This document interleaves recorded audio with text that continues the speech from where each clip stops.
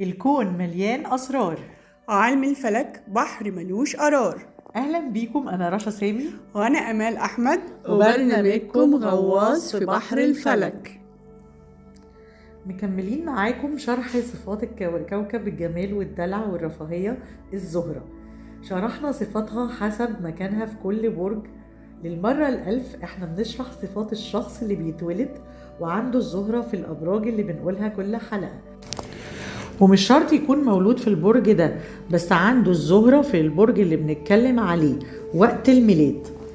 المرة اللي فاتت اتكلمنا عن صفات الزهرة في الأبراج النارية، والنهاردة هنتكلم عن الزهرة في الأبراج الترابية، وهما الثور، العذراء، والجدي. والأبراج دي بتتميز دايما بأنهم عمليين ومنطقيين.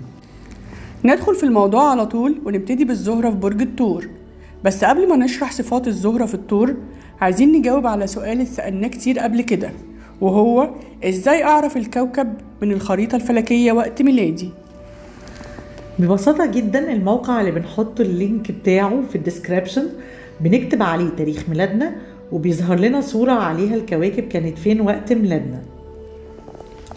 بس لازم تكون عارف رموز الأبراج كلها ورموز الكواكب كلها، وتدور عن الكوكب موجود فين في الأبراج التانية عشان تعرف كل حاجة مظبوطة عن طبعك. المعلومة الوحيدة اللي كلنا عارفينها هي برجنا الشمسي اللي هو مكان الشمس وقت ميلادنا، أما بقية الكواكب والقمر مش كلنا عارفين مكانها وقت ما نتولد. الهدف من كل كلامنا توضيح الصورة كاملة عن برجك ومعرفة طباعك وازاي انت بتنتمي لبرج وعندك صفات من أبراج تانية في نواحي معينة حسب صفات الكوكب. وهديلكم مثل عشان نفهم الصورة أوضح. كوكب عطارد هو المسؤول عن التواصل والتفكير المنظم والمنطقي، بنشوفه هو في برج ايه ونعرف طريقة تفكيرنا عاملة ازاي على حسب البرج اللي موجود فيه عطارد وقت ما بنتولد. ياريت تكون الفكرة وصلت. نتمنى نكون وضحنا الصورة كاملة، جاوبنا على السؤال اللي محيركم وشاغل بالكم، ويلا نبدأ نتكلم عن الزهرة في برج الثور. كلنا عارفين ان الزهرة بتحكم برج الثور وبتديله صفات كتير زي حب الرفاهية واقتناء كل ما هو غالي وثمين.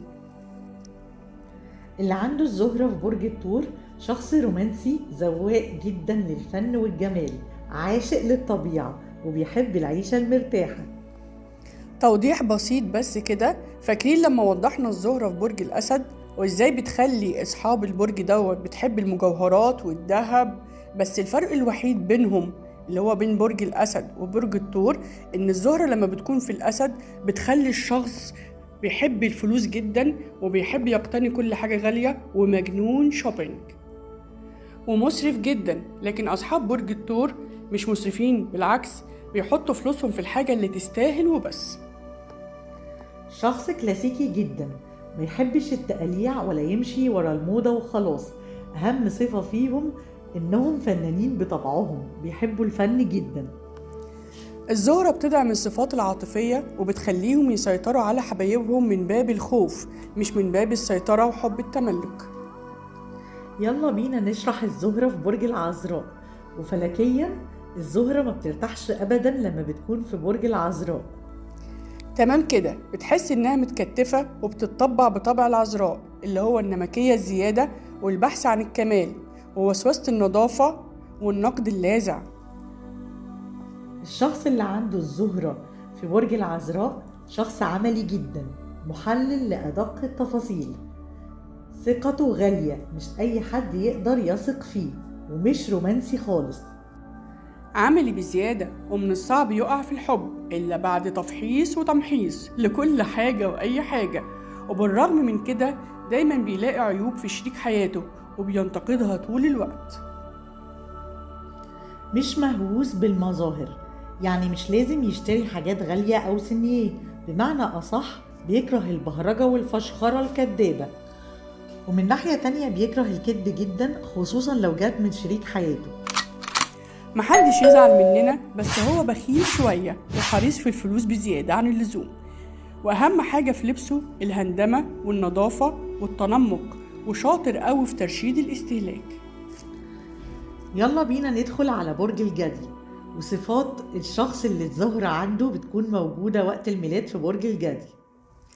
زهرة الجدي بيخليه يعشق شغله، والحب عنده بينصب كله في شغله.